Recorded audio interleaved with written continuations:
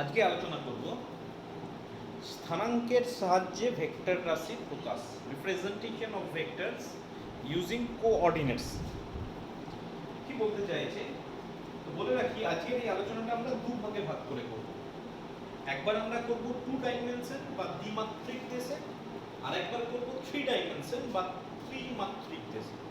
Obviously প্রথমে দ্বিমাত্রিক দেশের আলোচনাটা করব। কি বলতে চাইছে, তো ফার্স্ট অফ অল দ্বিমাত্রিক দেশ বা 2 ডাইমেনশনাল কোঅর্ডিনেট সিস্টেম।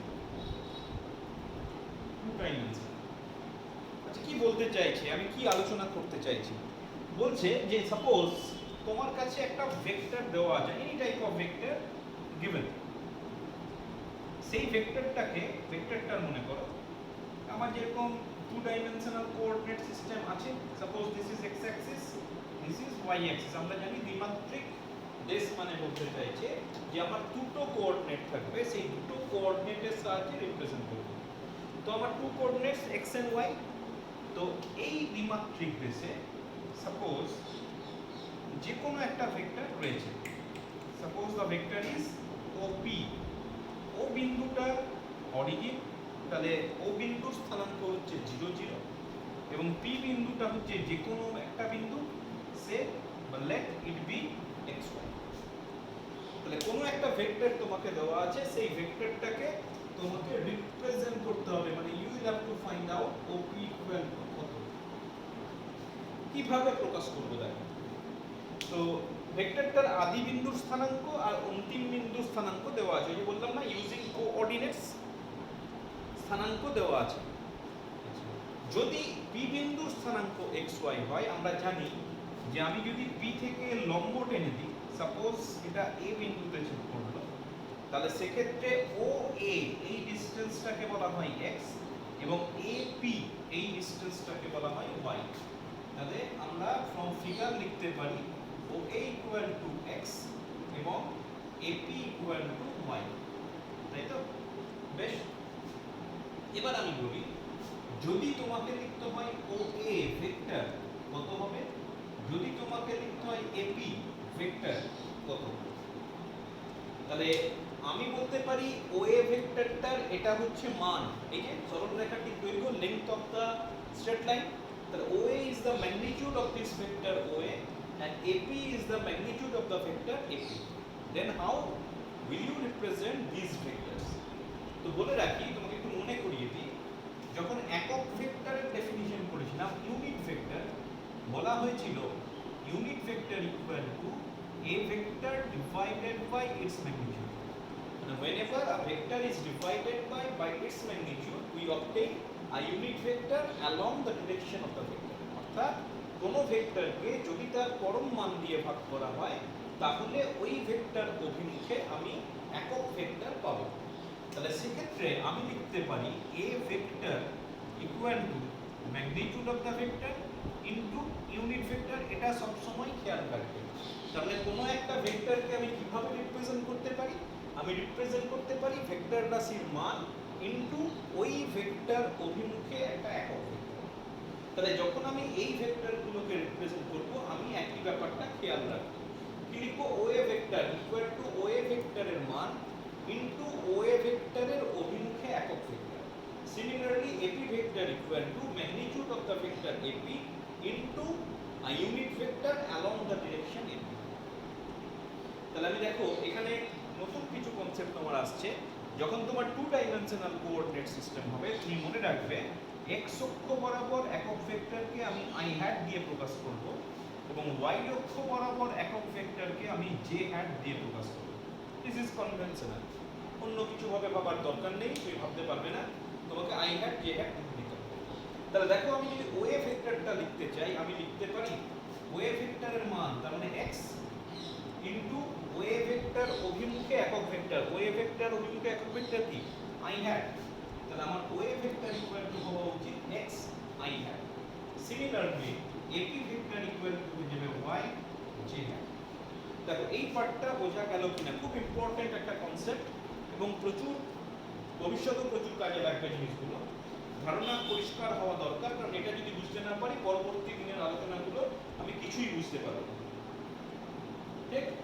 তাহলে আমার কি ছিল আরেকবার মনে করিয়ে দিই, আমার কাছে একটা ভেক্টর ছিল যার আদি বিন্দুর স্থানাঙ্ক 0 0 0, বা বলতে পারো যে আদি বিন্দু initial point is at origin, আর শেষ বিন্দু ফাইনাল পয়েন্টের coordinate xy, we want to represent the vector in terms of xy by using coordinates. আচ্ছা কি করলাম, প্রথমে আমি প্রথমে p থেকে লম্ব টানলাম, তাহলে এই দৈর্ঘ্যটা হবে x, এই দৈর্ঘ্যটা হবে y। আমাদের কনভেনশন ইউনিট ভেক্টর এবং x অ্যাক্সিস, ইউনিট ভেক্টর এবং y অ্যাক্সিস, আর respectively i hat and j। তারপর আমি তাহলে খুব সহজে এই ভেক্টরটাকে প্রকাশ করলাম। এবার যদি তুমি, আমি লিখেছি OA, তাহলে O থেকে A, AP, A থেকে P, আমি অ্যারো চিহ্ন দিলাম। এবার যদি এই ট্রায়াঙ্গেলটার কথা ভাবো, তাহলে ত্রিভুজ সূত্র অ্যাপ্লাই করো। কোন দুটো বাহু পরপর? OA আর AP পরপর। আর 3 নম্বর বাহুটা দেখো উল্টো দিকে, তাহলে আমি লিখতে পারি ফ্রম দ্য ট্রায়াঙ্গেল OAP, আমি লিখতে পারি OP equal to OA plus AP using vector law, triangle law of vectors. OA সমান হয়ে গেল x i হ্যাট, আর এটা হয়ে গেল y j হ্যাট। দেখো কত সিম্পল হয়ে গেল। এবং এই ক্ষেত্রে এই ভেক্টরটাকে বলা হয় পজিশন ভেক্টর বা অবস্থান ভেক্টর, পজিশন ভেক্টর বা অবস্থান ভেক্টর, এবং এটাকে r অক্ষর দ্বারা প্রকাশ করা হয়। অর্থাৎ কোনো একটা ভেক্টরের অবস্থান যে ভেক্টরের সাহায্যে প্রকাশ করা যায়, বা যে ভেক্টরের সাহায্যে আমি ভেক্টরটির অবস্থান বা কোনো বিন্দুর অবস্থানটাকে প্রকাশ করতে পারি, সেটাই হয়ে গেল তোমার অবস্থান। বুঝে? এবার যদি আমি ভেক্টর রাশিটার মান নিতে চাই, আমি এইভাবে লিখছি, দেখো r ম্যাগনিটিউড কি হবে। তো r ম্যাগনিটিউড প্রথমে ছবি থেকে বোঝার চেষ্টা করো। এই ভেক্টরটাকে আমি r বলেছি, তাহলে এই ভেক্টরটার মান কত হবে? সমকোণী ত্রিভুজ, তাহলে পিথাগোরাসের সূত্র প্রযোজ্য হবে। তাহলে আমি লিখতে পারি অতিভুজ স্কয়ার সমান ভূমি স্কয়ার প্লাস লম্ব স্কয়ার। তাহলে আমি লিখতে পারি r স্কয়ার ইকুয়াল টু হয়ে যাবে x square plus y square. তাহলে r সমান কত হবে? তাহলে r সমান করে থাকবে √x square plus y square. তার মানে তোমাকে মনে রাখতে হবে, কোনো একটা ভেক্টর যদি এইভাবে প্রকাশ করা থাকে, তাহলে তার পরম মান কিভাবে পাবো? i এর কোএফিশিয়েন্ট তার স্কয়ার প্লাস j এর কোএফিশিয়েন্ট তার স্কয়ার, টোটাল √, মাঝখানে এডিশন। ঠিক আছে? তাহলে এই হলো তোমার ভেক্টর রাশির প্রকাশ এবং ভেক্টর রাশির পরম মান। খুব সিম্পল একটা উদাহরণ দিয়ে বলি, যদি তোমাকে বললো কোনো একটা ভেক্টরের প্রাথমিক বিন্দু 0 0 আর অন্তিম বিন্দু 4 3, এই তোমাকে বললো রিপ্রেজেন্ট দ্য ভেক্টর, কিভাবে তুমি ভেক্টরটাকে প্রকাশ করবে, তখন সেক্ষেত্রে ভেক্টরটা হয়ে যাবে OP equal to 4i hat minus 3j। আর যদি তোমাকে ভেক্টরটার মান বের করতে বলে, তাহলে আমি বললাম যেটা প্রথমে √i হ্যাটের সহগ হচ্ছে 4, তাহলে 4 স্কয়ার, j হ্যাটের সহগ হচ্ছে -3। এটা খেয়াল রাখবে, যদি মাইনাস সাইন থাকে, মাইনাস সাইনটা স্কয়ারের মধ্যে ঢুকে যাবে। এমন নয় যে এখানে মাইনাস আছে বলে এটা মাইনাস দিলাম, তাহলে অনেক সময় আবার √এর মধ্যে মাইনাস চিহ্ন চলে আসে। তোমরা ওটা করবে না, যেটা থাকবে মাইনাস সাইন সমেত, তাহলে এটা পুরো থাকবে 5। তাহলে ভেক্টর রাশির মান হয়ে গেল 5। তুমি চাইলে এখানে প্লাস মাইনাস দিতে পারো। বোঝা গেল? এই গেল তোমার representation of vector using coordinates in 2 dimensional system. এবার আমাদের কিন্তু 3 ডাইমেনশনাল সিস্টেমে ধীরে ধীরে প্রবেশ করতে হবে। 2 ডাইমেনশন ঠিক আছে, 2 ডাইমেনশন আমরা জানি, 2 ডাইমেনশন আমি বুঝে গেছি, কিন্তু এবার 3 ডাইমেনশনকে ভালো করে বুঝতে হবে। 3 ডাইমেনশন মানে কি? 3 ডাইমেনশন মানে হচ্ছে তিনটে অক্ষ থাকবে, একটা নয়, দুটো নয়, তিনটে অক্ষ। এবং মনে রাখবে যে তিনটে অক্ষের কথা আমি বলছি, সেই তিনটে অক্ষ পরস্পর লম্বভাবে থাকবে। মানে আমার পেনগুলো যেভাবে আছে অনেকটা এইভাবে, ভালো করে দেখে নাও, পেনগুলো কিন্তু পরস্পর সবগুলো 90 ডিগ্রি করে আছে।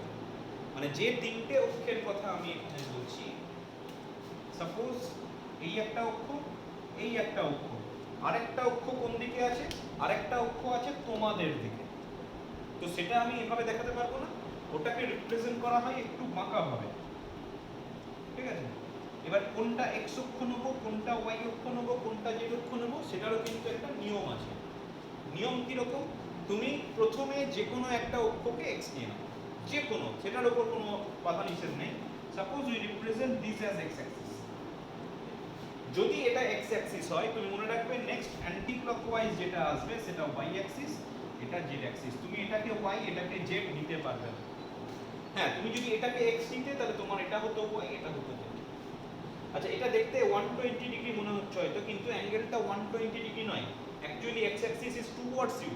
তার মানে তুমি বলতে পারো এক্স আর ওয়াই এর মধ্যবর্তী কোণ 90 ডিগ্রি, এক্স আর জেড এর মধ্যবর্তী কোণ 90 ডিগ্রি, ওয়াই আর জেড এরও মধ্যবর্তী কোণ 90 ডিগ্রি।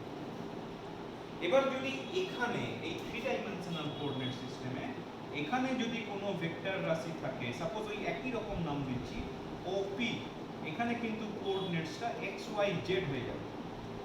তাহলে how you will represent the vector OP in 3 dimensional coordinate system?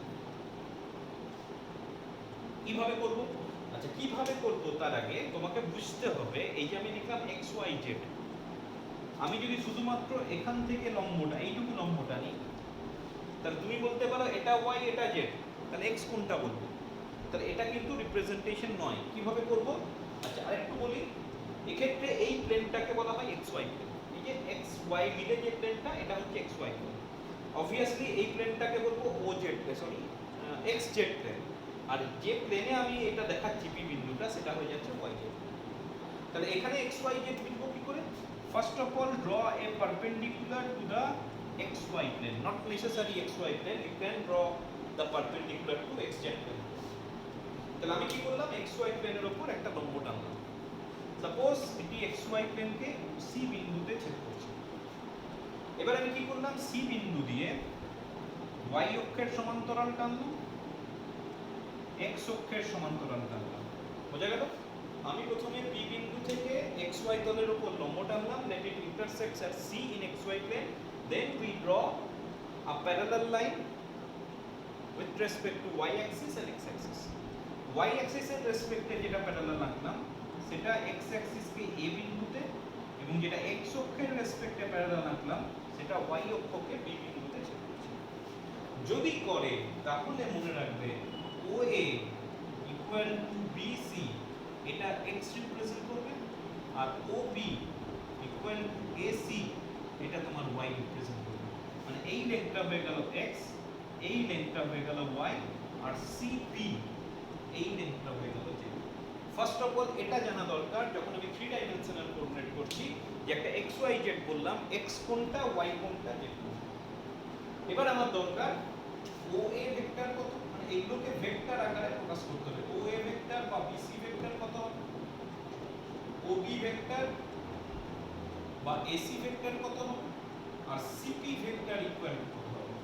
এই কতগুলোকে যদি আমি রিপ্রেজেন্ট করে দিতে পারি, তাহলেই কিন্তু আমি OB ভেক্টরটাকে বের করে দিতে পারবো। তাহলে first of all we have to know what is OA vector, what is AC vector, what is CP vector। দরকারে OC অ্যারোগুলো ঠিকঠাক রাখবে। এটা যদি এইদিকে হয় এটাও কিন্তু এইদিকে হবে। বা নাম থেকে আমি যদি বলি OB মানে from O to B, আমি যদি বলি AC from A to C, এভাবে। আচ্ছা, আমার সুবিধার জন্য আমি কি করলাম? OC টাকে যোগ করে দিলাম। ঠিক? আচ্ছা, এবার বলি OA মান হচ্ছে x, তাহলে এটা হয়ে যাবে x i hat। আগের আলোচনার মতো আমি ধরে নিলাম না, এটাই ধরা হয় x অক্ষ বরাবর একক ভেক্টর i hat, y অক্ষ বরাবর j hat, আর z অক্ষ বরাবর k hat। তাহলে এটা হয়ে যাবে x i hat, এটা হয়ে যাবে y j hat, এটা হয়ে যাবে z k hat। ঠিক আছে? এবার যদি আমি ধীরে ধীরে ত্রিভুজের সূত্র অ্যাপ্লাই করি, দেখো আমি OP টা খুব সহজে বের করে দিতে পারি। যেমন দেখো, আমি যদি ট্রায়াঙ্গেল OAC নিই, OAC কোন দুটো পরপর? OA আর AC। তাহলে আমি লিখতে পারবো ট্রায়াঙ্গেল ল থেকে OC equal to OA plus AC। তাহলে এটা পড়ে থাকছে x i hat plus y j hat। ঠিক আছে? একই রকম ভাবে আমি যদি ট্রায়াঙ্গেল OCP নিই, OCP এই OCP ট্রায়াঙ্গেল ল যদি অ্যাপ্লাই করো, তুমি পড়ে থাকবে OP equal two OC plus CP। OC মানে হচ্ছে এটা, তাহলে x i hat plus y j hat, এটা পড়ে থাকবে j k hat। এবং এটাকেই তুমি পজিশন ভেক্টর বলছো, যে ভেক্টর দিয়ে ভেক্টরটার পজিশন বা অবস্থান রিপ্রেজেন্ট করা হয়। তো এখানেও বলে রাখি, তুমি যখন ম্যাগনিটিউড বের করবে, আমি আর এখানে বের করে দেখালাম না, 3 ডাইমেনশন একটু বোঝার অসুবিধা হলেও হতে পারে। তো টু ডাইমেনশনে যেভাবে দেখিয়েছি অনেকটা একই রকম হবে, এটা হয়ে যাবে X square plus Y square plus Z square. সুতরাং এইভাবে আমি স্থানাঙ্কের সাহায্যে কোনো একটা ভেক্টরকে প্রকাশ করতে পারি। একই সঙ্গে দেখো কোনো একটা ভেক্টরের ম্যাগনিটিউড কিভাবে বের করা হয় সেটা সম্পর্কেও কিন্তু আলোচনা করেছি। খুব ভালো করে দেখবে এবং বোঝার চেষ্টা করবে, কারণ এটা তোমাকে ভালো করে বুঝতেই হবে। পরবর্তী আলোচনার জন্য এই ভিডিওতে যা কিছু বললাম সবটাই কিন্তু ভীষণভাবে ইম্পর্ট্যান্ট।